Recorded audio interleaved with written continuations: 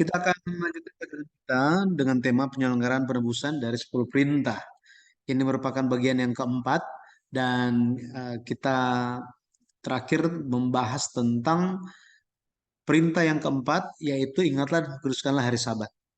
Jadi kita sudah sedang belajar mengenai Alkitab dengan bantuan buku seri sejarah penebusan seri yang ke-7 yang ditulis oleh pendeta Abraham Park.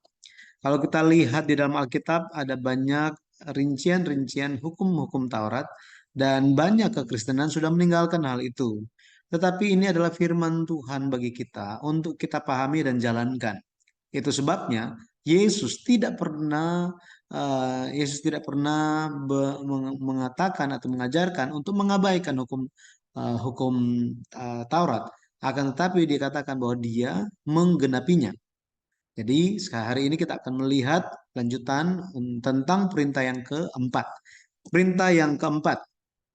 Jadi kita akan masuk ke dalam rincian hukum Taurat, ya, perintah keempat. Kita akan baca terlebih dahulu. Kita akan lihat Keluaran 20 ayatnya yang ke-8 8 sampai 11.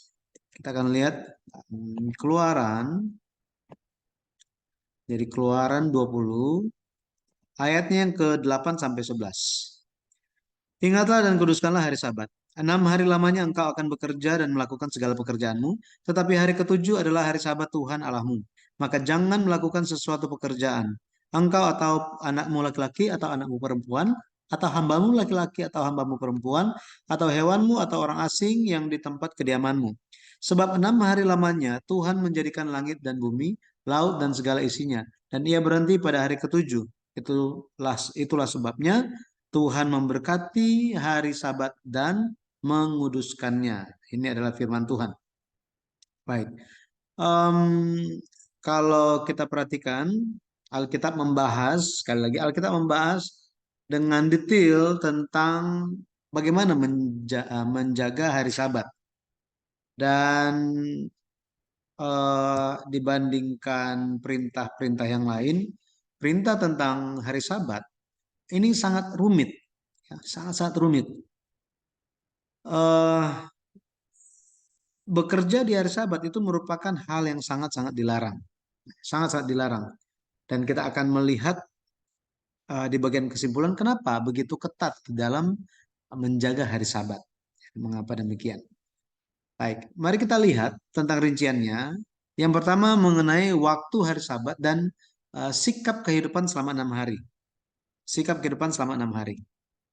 Nah, waktu menjaga hari Sabat kita perlu tahu itu adalah dari petang sampai petang esok harinya.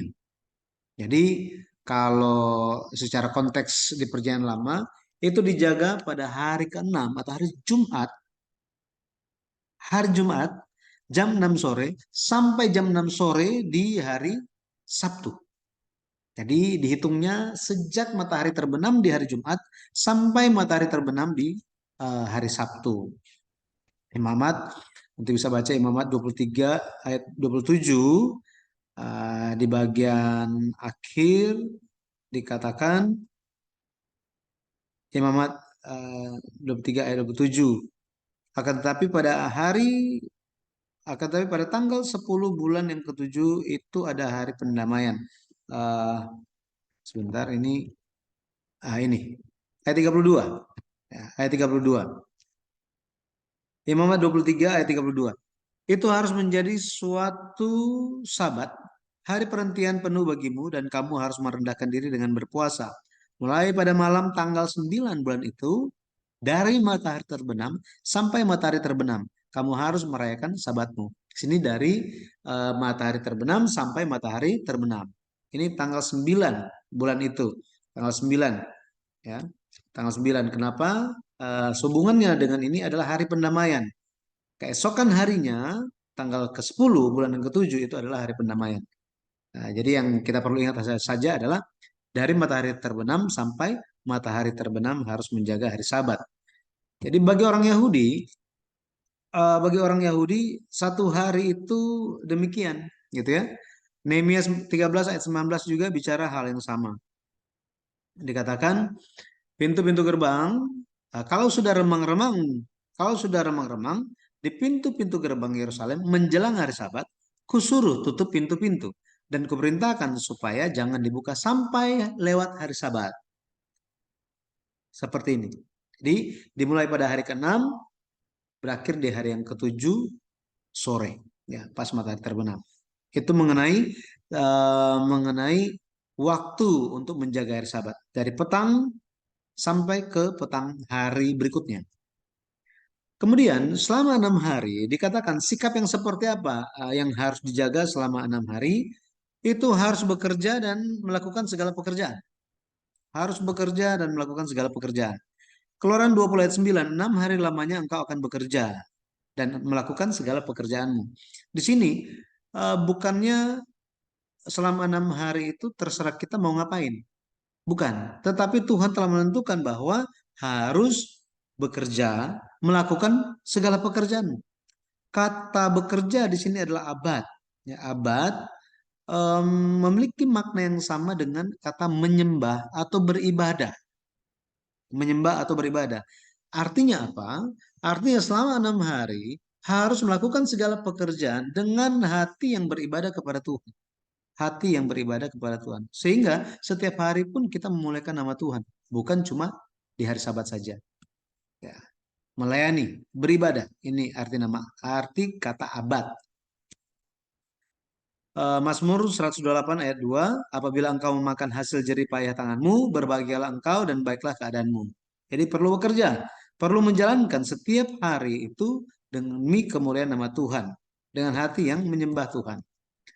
Kejadian 2, kalau kita lihat Kejadian 2 ayat yang ke-5, di situ dikatakan belum ada orang untuk mengusahakan tanah itu. Kata mengusahakan di sini pun abad. Abad. Artinya Taman Eden itu dibuat. Waktu itu belum ada orang yang mengusahakan, belum ada orang yang beribadah. Pada akhirnya Adam ditempatkan di Eden supaya dia bisa mengusahakan, dia bisa beribadah, dia bisa melayani kehendak Tuhan.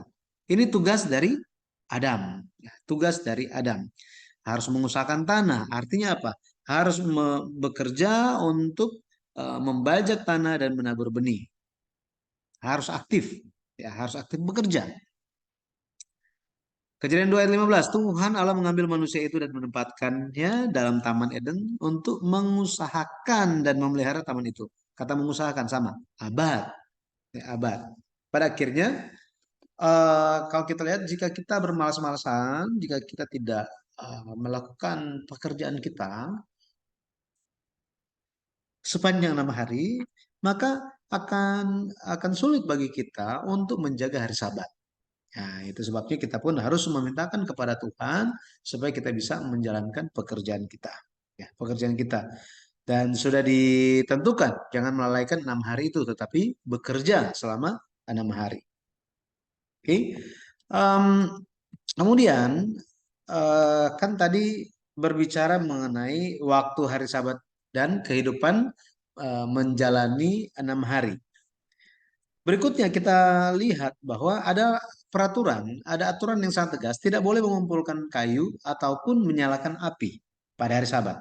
Tidak boleh katanya. Nah, ada perintah tambahan ketika Musa turun eh, dari dari Gunung Sinai. Perintah tambahan mengenai hari Sabat. Dikatakan bahwa di tempat masing-masing tidak boleh menyalakan api. Tidak boleh menyalakan api. Keluaran 35 ayat 3. Janganlah kamu memasang api dimanapun dalam tempat kediamanmu pada hari Sabat. Jadi jangan menyalakan api. Ini sangat tegas perintahnya. Tapi meskipun dingin gitu ya, dingin perlu menyalakan api berdasarkan aturan itu tidak boleh menyalakan api. Tidak boleh menyalakan api. Maka ketika ada larangan-larangan yang seperti ini, mungkin bisa muncul di hati jemaat Tuhan atau umat Tuhan. Ini kok menjaga hari Sabat ribet banget gitu. Ini istirahat kayak apa sih? Nah, hal ini untuk mengajarkan umat manusia bahwa di bumi benar-benar tidak ada istirahat yang sejati. Tidak ada istirahat yang sejati. Maka perlu mereka mencari tahu apa sih sebenarnya tujuan dari Sabat, gitu ya. Apa tujuan dari Sabat? Jadi mereka harus menanyakan sambil berdoa kepada Allah. Ya, tapi masalahnya orang Israel, umat Tuhan tidak mau tanya. Pada akhirnya mereka sibuk menghakimi sesama mereka, gitu ya. Karena tidak bertanya kepada Tuhan, kenapa sih ada aturan-aturan seperti ini di hari Sabat? Oke, Em, berikutnya di dalam situasi apapun tidak boleh mengumpulkan kayu, tidak boleh. Ada satu kasus ketika em, seseorang di padang gurun didapati mengumpulkan kayu api pada hari Sabat. Bilangan 15 ayat 32. Nah, mungkin saja dia itu sementara mengantisipasi di malam hari bisa saja dingin karena ini padang gurun soalnya. Kalau siang panasnya minta ampun, malam dinginnya minta ampun, gitu ya. Tapi sebenarnya kalau kita lihat Allah telah memberikan kepada mereka tiang awan dan tiang api supaya mereka tidak kedinginan. Allah sangat memperhatikan mereka. Akan tetapi, meski ada pemeliharaan dari Tuhan, meski sudah dijaga dan sudah diberikan aturan supaya jangan pergi kumpulkan kayu api, jangan menyalakan api, jangan bekerja pada hari Sabat, tetap ada yang bekerja pada hari Sabat. Pada akhirnya, ketika mereka bertanya kepada Musa, Musa pun bingung. Aduh gimana ya? Dia tanya kepada Tuhan. Ya, jadi orang itu dikurung dulu. Bilangan 15 ayat 34 bisa baca di situ. Tapi ketika Musa tanya kepada Allah, Allah katakan apa? Orang itu harus dihukum mati, harus dihukum mati. Maka bagi orang Israel yang menyaksikan hal itu, mereka akan sangat memperhatikan, akan ingat bahwa jangan bekerja pada hari Sabat, jangan bekerja pada hari Sabat. Em, Keluaran 31 ayat 14 dikatakan, haruslah kamu pelihara hari Sabat, sebab itulah hari kudus bagimu. Siapa yang melanggar kekudusan hari Sabat itu, pastilah ia dihukum mati. Sebab setiap orang yang melakukan pekerjaan pada hari itu, orang itu harus dilenyapkan dari antara bangsanya. Ini jawaban Tuhan. Siapa yang melanggar, siapa yang mencemarkan. Jadi yang melanggar, yang bekerja pada hari Sabat, pada akhirnya Allah melihat mereka sementara mencemarkan, mengotori Sabat Allah, mengotori Sabat Allah. Ya, kalau kita baca ayat sebelumnya, dikatakan harus pelihara hari-hari Sabatku, katanya. Karena apa? Karena Allah yang menguduskan mereka. Allah yang menguduskan mereka. Nah, ini yang sebenarnya umat Tuhan perlu perhatikan, ya, perlu untuk memperhatikan hal ini. Nah, em, berikutnya, berikutnya perdagangan, transaksi, jual beli inti dilarang, dilarang, gitu ya. Tidak boleh berdagang, tidak boleh berdagang. Kalau kita perhatikan di zamannya Nehemia, ternyata ketika Nehemia kembali dari Babel, balik ke Yerusalem, waktu itu em, bait suci sudah ada ibadah sudah dijalankan, tetapi pada hari Sabat ternyata orang-orang masih sibuk jual beli, masih sibuk berdagang. Ini yang terjadi. Nehemia 13 ayat 16 juga orang Tirus yang tinggal di situ membawa ikan dan pelbagai barang dagangan dan menjual itu kepada orang-orang Yehuda pada hari Sabat. Bahkan di Yerusalem katanya. Bahkan di Yerusalem. Ayat 17 katakan, lalu aku menyesali pemuka-pemuka orang Yehuda, kataku kepada mereka, kejahatan apa yang kamu lakukan ini dengan melanggar kekudusan hari Sabat? Pada akhirnya Nehemia memerintahkan supaya semua pintu-pintu kota di Yerusalem harus ditutup, sama sekali tidak boleh dibuka, tidak boleh dibuka. Ya, Eh, dia suruh pedagang-pedagangnya, kalian keluar aja dari kota Yerusalem. Ya, seperti itu, sangat-sangat tegas. Ya, ayat 18 Nehemia katakan, bukankah nenek moyangmu telah berbuat demikian sehingga Allah kita mendatangkan seluruh malapetaka ini atas kita dan atas kota ini. Apakah kamu bermaksud memperbesar murka yang menimpa Israel dengan melanggar kekudusan hari Sabat? Nah, jadi Nehemia sangat tegas mengenai hal ini. Nah, pada akhirnya em, Nehemia menetapkan dan menyuruh umat Tuhan untuk benar-benar menjaga hari Sabat sepenuhnya. Jadi tidak boleh berdagang. Kemudian lebih detail lagi dikatakan tidak boleh jual beli. Tidak boleh jual beli. Nehemia 10 ayat 31. Dan bila mana penduduk negeri membawa barang-barang dan berbagai-bagai gandum untuk dijual pada hari Sabat, kami tidak akan membelinya dari mereka pada hari Sabat atau pada hari yang kudus. Nah, seperti ini. Jadi dikatakan mereka supaya jangan membuka pasar gitu ya, jangan jual beli. Makanya orang-orang yang sangat menginginkan keuntungan, merindukan bisnis, hati pikiran mereka hanya untuk uang saja, mereka protes mengenai hal ini. Ya, mereka protes mengenai hal ini. Amos, hmm, bukan Amos ini. Oh ya, Amos. Ya, Amos.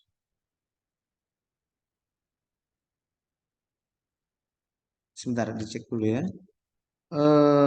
Ya, Amos. Dan berpikir, bilakah bulan baru berlalu supaya kita boleh menjual gandum dan bilakah hari Sabat berlalu supaya kita boleh menawarkan terigu. Jadi orang Israel mereka itu sangat-sangat eh, sangat-sangat memikirkan mengenai hal ini sampai-sampai mereka sementara ibadah pun pikirannya bisnis terus. Sementara ibadah tuh nggak jauh beda dengan zaman sekarang. Betul ya? Nggak jauh berbeda. Ayat yang keenam, supaya kita membeli orang lemah karena uang dan orang miskin karena sepasang kasut dan menjual terigu rongsokan. Bahkan mereka ingin menjalankan tipu daya mereka dalam berbisnis, menindas orang, hal-hal seperti ini. Jadi mereka eh, tidak suka tentang hari Sabat karena mereka ingin melakukan kejahatan mereka. Nah, berikutnya mengenai perintah larangan di perintah yang keempat tentang hari Sabat, tidak boleh memindahkan barang penaburan, penuaian, dan pengirikan pun harus dihentikan. Nah, yang pertama dilarang untuk mengirik, memeras anggur atau membawa barang-barang. Nah, dilarang untuk mengirik. Mengirik itu em, kalau misalnya kita tahu padi, gitu ya, padi itu digiling supaya kulit padinya itu bisa lepas. Dalam hal ini, gandum itu ada kulit kerasnya, itu harus diirik, harus digesek gitu ya, digesek dengan alat sehingga bisa kulit gandum itu bisa bisa luruh, bisa jatuh semuanya, gitu ya. Itu mengirik. Kemudian memeras anggur, membawa barang-barang ini tidak boleh katanya. Nehemia 13 ayat 15 di situ dikatakan bahwa pada masa itu kulihat di Yehuda orang-orang mengirik memeras anggur pada hari Sabat. Pula orang-orang membawa berkas-berkas gandum dan memuatnya di atas keledai. Juga anggur, buah anggur dan buah ara dan pelbagai muatan mereka yang mereka bawa ke Yerusalem pada hari Sabat. Aku memperingatkan mereka ketika mereka menjual bahan-bahan makanan. Ya, Yeremia bicara Yeremia 17 ayat 21. Beginilah firman Tuhan. Berawas-awaslah demi nyawamu. Janganlah mengangkut barang-barang pada hari Sabat dan membawanya melalui pintu-pintu gerbang Yerusalem. Ayat 22 dikatakan, janganlah membawa barang-barang dari rumahmu keluar pada hari Sabat dan janganlah lakukan sesuatu pekerjaan. Tetapi kuduskanlah hari Sabat seperti yang telah kuperintahkan kepada nenek moyangmu. Jadi em, bagi orang Yahudi mereka cara mereka menerapkan ini bagaimana? Jika bawa barang yang lebih berat daripada buah pohon ara, maka itu sudah dianggap bekerja. Sudah dianggap bekerja. Kalau angkat tempat tidur yang berat, angkat tempat tidur itu yang berat, itu sudah melanggar hari Sabat. Bahkan apa? Bahkan jika tali kasut mereka atau misalnya zaman sekarang tali sepatu ya, itu terlepas, itu harus dibiarkan. Karena kalau kita misalnya lagi jalan, alas kaki kita atau sepatu kita talinya copot, terus kita ikat lagi, itu sudah melanggar hari Sabat. Bayangkan sampai sedemikian rupa, ya, sampai sedemikian rupa. Kalau mau lepas simpul, ya, melepaskan simpul atau tali gitu ya, jika bisa dilepas dengan satu tangan nggak apa-apa, ya nggak apa-apa. Ya, itu bukan simpul. Bahkan ketika menulis itu tidak boleh tulis lebih dari 2 huruf. Nah, ini semuanya dicantumkan di dalam kitab-kitab orang Yahudi ini. Ya, kitab-kitab orang Yahudi itu menjadi suatu kitab tradisi bagi mereka. Ya, kitab tradisi bagi mereka. Kemudian, meskipun di masa itu adalah masa membajak, masa menuai, terus ada hari Sabat, maka tetap harus berhenti. Tidak boleh menuai, tidak boleh membajak ladang, nggak boleh. Keluaran 34 ayat 21 dikatakan 6 hari lamanya engkau bekerja, tetapi pada hari yang ketujuh haruslah engkau berhenti, dan dalam musim membajak dan musim menuai haruslah engkau memelihara hari perhentian juga. Jadi tetap harus dijaga, tetap harus dijaga. Jadi meskipun sementara panen luar biasa, eh hari Tuhan gimana nih? Tetap tidak boleh mengerjakannya, ya. Matius 12 ayat 1 sampai 2. Pada waktu itu, pada hari Sabat, Yesus berjalan di ladang gandum karena lapar. Murid-muridnya memetik bulir gandum dan memakannya. Melihat itu berkatalah orang-orang Farisi kepadanya, "Lihat, murid-muridmu berbuat sesuatu yang tidak diperbolehkan pada hari Sabat." Jadi murid-murid Yesus itu mereka lagi lewat di ladang gandum. Kemudian mereka ambil gandum itu, petik. Kemudian mereka kupas, ya kupas. Kemudian mereka makan. Orang Farisi lihat itu, mereka bilang apa? Itu sudah melanggar hari Sabat. Sudah melanggar hari Sabat katanya.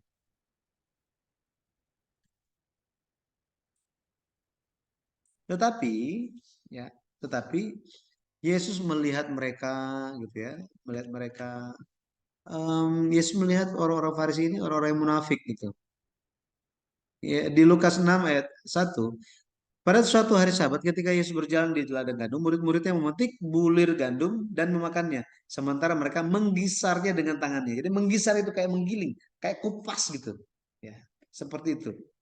Itu sudah dianggap. Jadi di mata orang Farisi, memetik memetik itu adalah sudah menuai di hari Sabat.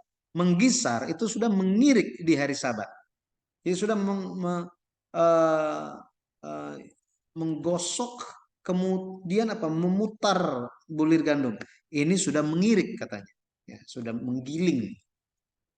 Jadi murid-murid telah melanggar hari Sabat. Kemudian menampi gandum seperti ini, gitu ya. Mereka melihat bahwa di dalam Perjanjian Lama di Keluaran 16 ayat 29 itu tidak boleh memungut mana di hari Sabat, nggak boleh katanya. Pada akhirnya kita bisa melihat orang-orang Farisi itu salah paham mengenai makna dari hari Sabat, aturan hari Sabat. Ya. Kemudian tidak boleh melakukan urusan pindah tempat lebih dari jarak yang ditentukan. Ya.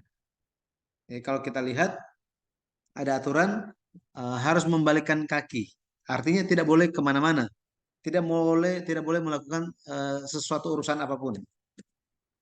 Yesaya 59 ayat 13 sampai 14 dikatakan, apabila engkau tidak menginjak-injak hukum Sabat dan tidak melakukan urusanmu pada hari kudusku, apabila engkau menyebutkan hari Sabat hari kenikmatan dan hari kudus Tuhan, hari mulia yang mulia, apabila engkau menghormatinya dengan tidak menjalankan segala acaramu dan dengan tidak mengurus urusanmu dan berkata omong kosong, maka engkau akan bersenang-senang karena Tuhan, dan aku akan membuat engkau melintasi puncak bukit-bukit di bumi dengan kendaraan kemenangan. Aku akan memberi makan engkau dari milik pusaka Yakub, bapa leluhurmu, sebab mulut Tuhanlah yang mengatakannya. Jadi em, ketika kalau kita lihat orang menjaga hari Sabat dengan baik, gitu ya, menjaga hari Sabat dengan baik, maka hari-hari sukacita mereka tidak akan pernah diputus, ya, tidak pernah akan putus. Allah akan membuat mereka mengendarai kendaraan kemenangan katanya. Artinya Allah akan meninggikan mereka. Dan mereka akan diberikan makan dari milik pusaka Yakub. Artinya Tuhan akan membuat mereka itu lancar sepanjang 6 hari bekerja. Lancar dalam 6 hari bekerja. Ya, sebabnya percayalah ketika kita menjaga hari Sabat, ketika kita menjaga hari Tuhan, kita akan menerima berkat, kemakmuran, perkembangan dan kemakmuran. Oke, jadi em, fondasi kehidupan iman kita haruslah apa? Haruslah menjaga hari Tuhan. Haruslah menjaga hari Tuhan. Kemudian tidak boleh berpindah tempat melebihi suatu jarak. Keluaran 16 ayat 29. Perhatikanlah, Tuhan telah memberikan sabat itu kepadamu. Itulah sebabnya pada hari ke-6 ia memberikan kepadamu roti untuk 2 hari. Tinggallah di tempatmu masing-masing, seorang pun tidak boleh keluar dari tempatnya pada hari ke-7 itu. Di hari ke-7 itu tidak boleh keluar dari tempatnya. Nah, di Perjanjian Lama, rabi-rabi Yahudi mereka menentukan batas berapa jauh seseorang itu diperbolehkan berjalan di hari Sabat. Itu sejauh 2000 hasta atau 900 meter. Ya, 900 meter. Seperti itu. Josephus, ahli sejarah, dia menulis bahwa Bukit Zaitun itu sekitar 5 stadia atau 2000 hasta dari Yerusalem. 2000 hasta dari Yerusalem. Makanya kalau kita baca kisah 1 ayat 12 dikatakan begini, maka kembalilah rasul-rasul itu ke Yerusalem dari bukit yang disebut Bukit Zaitun yang hanya seperjalanan Sabat jauhnya dari Yerusalem. Di sini ada ya, seperjalanan Sabat jauhnya katanya. Ya, jadi artinya dari Bukit Zaitun sampai ke Yerusalem itu jaraknya sekitar 900 meter atau 2000 hasta. Kemudian, apa yang harus dilakukan di hari Sabat? Dikatakan setiap hari Sabat harus memberikan korban bakaran. Korban bakaran Sabat. Ini harus dipersiapkan sesuai dengan ketentuan Allah. Harus disiapkan sesuai dengan ketentuan Allah. Bilangan 28 ayat 9 sampai 10 dikatakan pada hari Sabat 2 ekor domba berumur setahun yang tidak bersela dan 2/10 eva tepung yang terbaik sebagai korban sajian diolah dengan minyak serta dengan korban curahannya. Itulah korban bakaran Sabat pada tiap-tiap Sabat di samping korban bakaran yang tetap dan korban curahannya. Nah, di sini ada beberapa hal sini. Pendeta David juga di GPBSI beberapa minggu yang terakhir ini membahas tentang macam-macam korban, ya, korban persembahan. Nah, yang pertama itu adalah korban bakaran. Korban bakaran. Korban bakaran bahasa Ibrani adalah olah. Ya, olah. Artinya naik atau jalan menuju ke atas atau tangga. Tangga. Artinya korban bakaran ini semua kulit binatang itu dikupas, kemudian dagingnya itu dipotong-potong, lalu dibakar sepenuhnya sampai tidak ada sisanya. Inilah korban bakaran. Olah, olah. Sehingga asap korban bakaran itu naik ke sorga, kemudian membuat murka Allah, amarah Allah itu reda. Tujuannya seperti ini. Pada akhirnya kalau kita lihat korban bakaran itu korbannya dikuliti dan dipotong, dibakar sampai habis. Ini menubuatkan tentang pekerjaan penebusan yang Yesus jalankan di atas kayu salib. Yesus menjadi korban bakaran sepenuhnya. Korban pengorbanan yang sempurna dari Yesus untuk kita semua.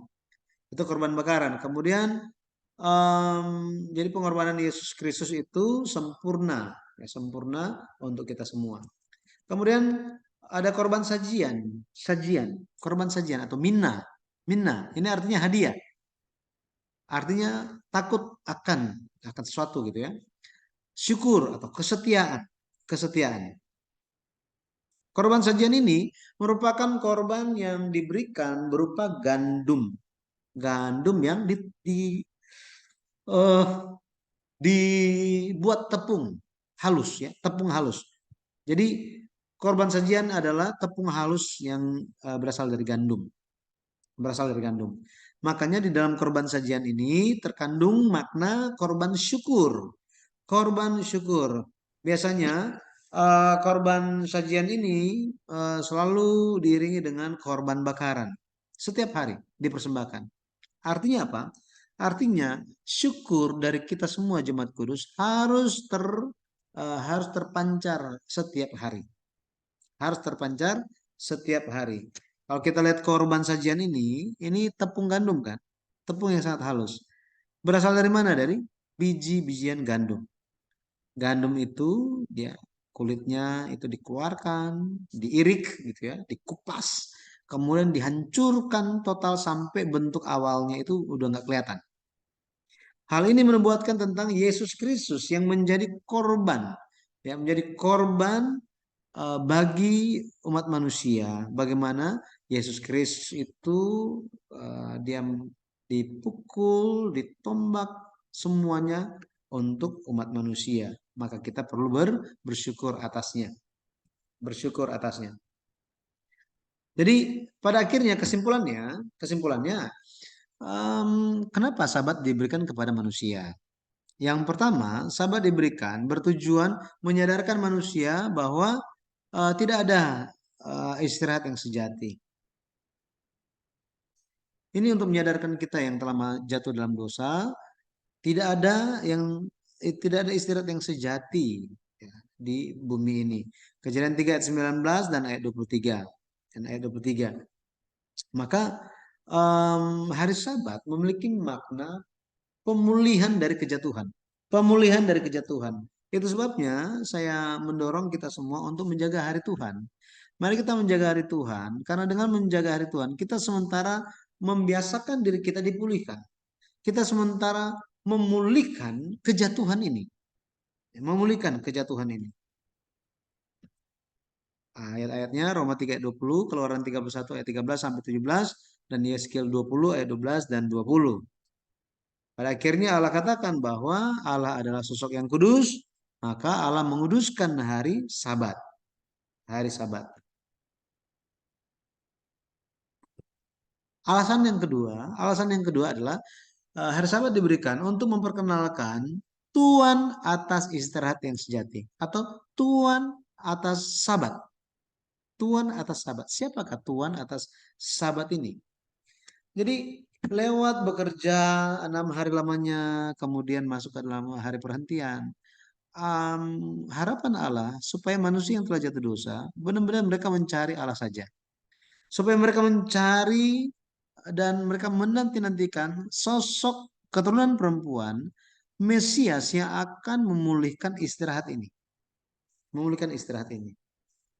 Yohanes 5 ayat 39, Ibrani 10 ayat 1 berbicara bahwa Sabat ini pada akhirnya berbicara tentang menubuatkan tentang Yesus Kristus. Yesus Kristus. Bahwa apa? Bahwa Adam yang diciptakan di hari yang ke-6, dia telah berbuat dosa. Pada akhirnya Yesus datang dan memulihkan Sabat ini lewat apa? Lewat mati di atas kayu salib. Makanya pada hari Sabat, ya hari Sabat terakhir ketika Yesus di bumi, Sabat terakhir ketika Yesus ada di bumi, Yesus ada di mana? Di hari Jumat pagi Yesus disalibkan jam 9 pagi. Kemudian jam 3 sore Yesus mati.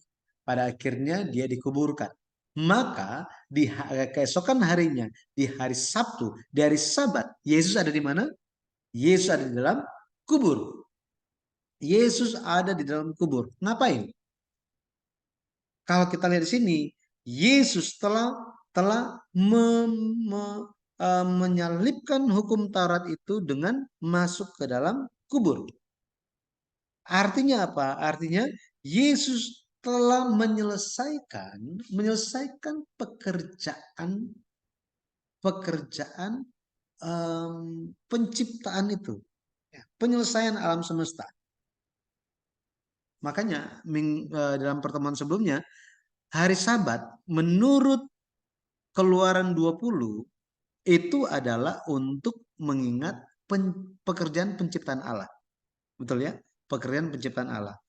Maka di Sabat terakhir Yesus ada di bumi, Yesus dia adalah majikan atas hari Sabat. Dia menyelesaikan semuanya di dalam kubur.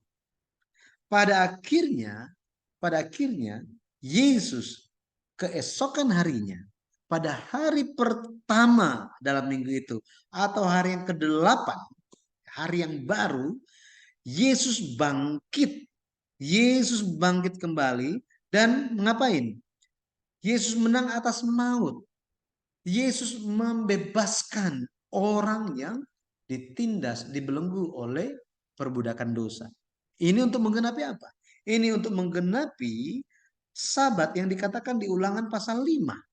Apa yang disampaikan di Ulangan pasal 5?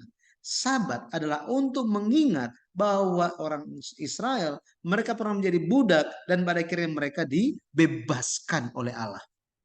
Artinya, Sabat yang baru diberikan kepada kita, yang kita kenal sebagai hari yang pertama, hari Tuhan, hari Minggu, adalah untuk mengingat kita semua telah ditebus, kita semua telah diselamatkan dari perbudakan dosa. Makanya kita jaga sampai hari ini. Dibilang sebagai hari Tuhan. Kenapa hari Tuhan? Itu menunjuk kepada hari kemenangan. Hari kemenangan. Itu ya, hari kemenangan. Emang apa yang terjadi di hari Sabat? Di hari Sabat Yesus masih dalam kubur, menyelesaikan segala sesuatu pekerjaan penciptaan. Pada akhirnya bagi mereka yang ada dalam Kristus, mereka adalah ciptaan yang baru katanya. Mereka menang bersama-sama dengan Yesus. Itu sebabnya ya, hari Tuhan diberikan kepada kita. Matius 28 ayat 1, setelah hari Sabat lewat, menjelang menyingsingnya fajar pada hari pertama minggu itu, pergilah Maria Magdalena dan Maria yang lain menengok kubur itu. Ya, pada akhirnya sehari Sabat yang baru dari penyelamatan ini adalah hari yang pertama dan itu dimulai dengan kebangkitan Yesus Kristus. Kiranya hari ini kita bisa menjaga hari Sabat yang baru adalah hari Tuhan, hari Minggu. Ya, hari Minggu sampai kita bisa masuk ke dalam istirahat yang kekal bersama-sama dengan Tuhan. Ya, saya berdoa kiranya kita terus menjaga hari Tuhan, hari Minggu dengan penuh sukacita. Ya. Pada akhirnya kita akan menerima berkat-berkat kemenangan di dalam Tuhan. Haleluya. Amin.